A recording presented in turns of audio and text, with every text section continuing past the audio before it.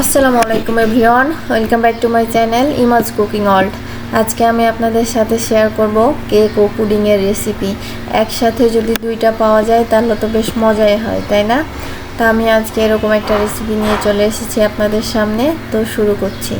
প্রথমেই যে পাত্রে আমি পুডিং আর কেকটা বানাবো সেই পাত্রে আমি 3 টেবিল চামচ পরিমাণ চিনি দিয়ে নিলাম, আর সাথে দিয়ে দিচ্ছি 1 চা চামচ পরিমাণ পানি।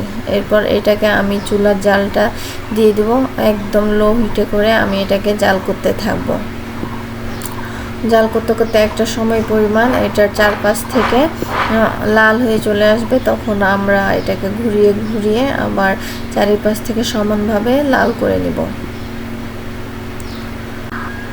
তো আমার এইটার যে চিনির আর পানির মিশ্রণটা ক্যারামেল বানাচ্ছিলাম সেটা কিন্তু অনেকটা লাল হয়ে এসেছে। আমি এটাকে বেশি পুড়াবো না, মানে লাল করব না, নাহলে পুড়ে যাবে এবং টেস্টটা খুব খারাপ চলে আসবে। তো আমার এটা মোটামুটি হয়ে এসেছে। এখন আমি এটাকে সেট করার জন্য রেখে দেব।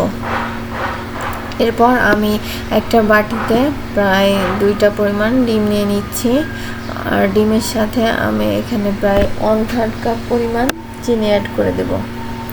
তারপরে চিনিটাকে আমি ডিমের সাথে খুব ভালো মতো মিক্সড করে নেব, যেন চিনির কোনো দানা দানা ভাব না থাকে। একটু সময় নিয়ে করতে হবে যাতে চিনির দানা ভাবটা একদম কেটে যায়। তো আমার এটা একদম বিট করা কমপ্লিট হয়ে গেছে। এখন আমি এর মধ্যে প্রায় 1 কাপ আর সামান্য অল্প একটু দুধ অ্যাড করে দেব। তারপর এটাকে ভালো মতো মিক্সড করে নিব। আর এখানে আমি প্রায় 1 টেবিল চামচ পরিমাণ কাস্টার্ড পাউডার দিয়ে দিলাম। আমি আজকে এখানে ভ্যানিলা এসেন্স দিতে চাচ্ছিলাম না, তাই কাস্টার্ড পাউডার দিলাম। এখানে কালারও খুব সুন্দর আসে আর ফ্লেভারটাও খুব ভালো লাগে। তো এটাকে এখন এক পাশে রেখে আমি আরেকটা বাটিতে 2টা ডিম নিয়ে নিলাম, আর ডিমটাকে এখন আমি হালকা হাতে একটু বিট করে নেব চিনি দেওয়ার আগেই। আর এখানে আমি 1/2 কাপ পরিমাণ চিনি অ্যাড করব, কিন্তু একবারে অ্যাড করব না, অল্প অল্প করে চিনি অ্যাড করব আর বিট করব, তাহলে চিনিটা থেকে পানিটা ছাড়বে না। আর অল্প অল্প করে দিচ্ছি, আর চিনিটা গলে যাওয়া পর্যন্ত বিট করে আবার পরে আরও অল্প অল্প করে চিনি অ্যাড করছি। আর এটা যখন একদম হলুদ কালার থেকে যখন একটা সাদা কালারে চলে আসবে তখন বুঝতে হবে যে আমাদের এটা একদম রেডি হয়ে গেছে। দেখুন আমারটা কিন্তু মোটামুটি রেডি হয়ে গেছে। আমার বিট করা একদম সাদা হয়ে গেছে ডিমের ফোমটা, আর যখন এভাবে ফেলছি তখন একদম বসে যাচ্ছে না, তার মানে ডিমের ফোমটা আমার রেডি হয়ে গেছে।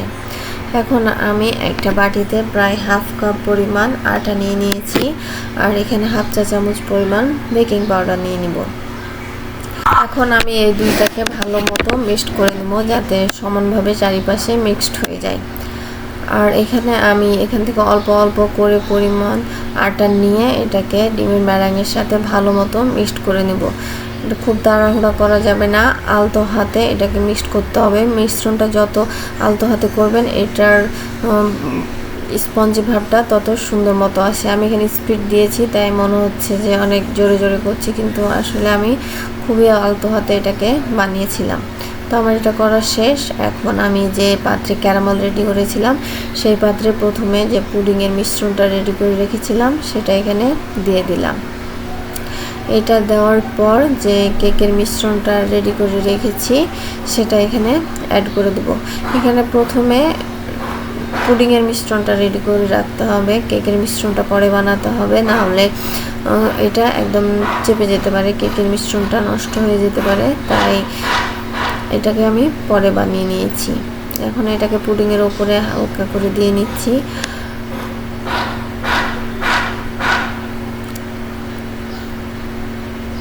এবার চুলায় আমি একটা প্যান আগে থেকে বসিয়ে রেখেছিলাম গরম পানি করার জন্য।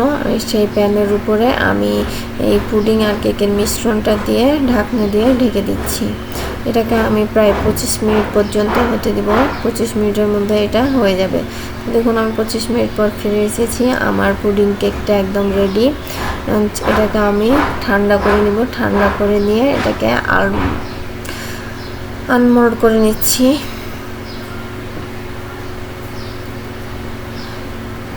তা আমার পুডিংটা খুব সুন্দর হয়েছিল, খেতেও খুব মজার হয়েছিল, আর এটার টেস্টটাও খুব ভালো ছিল আর এটা দেখতেও খুবই সুন্দর ছিল। তো আপনারা বাসায় অবশ্যই ট্রাই করবেন, দেখবেন আপনাদেরটাও ভালো লাগবে। আর কেমন হয়েছে আজকের রান্নাটা অবশ্যই আমার সাথে শেয়ার করবেন। তো ধন্যবাদ, দেখা হবে পরের ভিডিওটা যদি ভালো লাগে তাহলে একটা লাইক, কমেন্ট এবং সাবস্ক্রাইব করে যাবেন। আসসালামু আলাইকুম।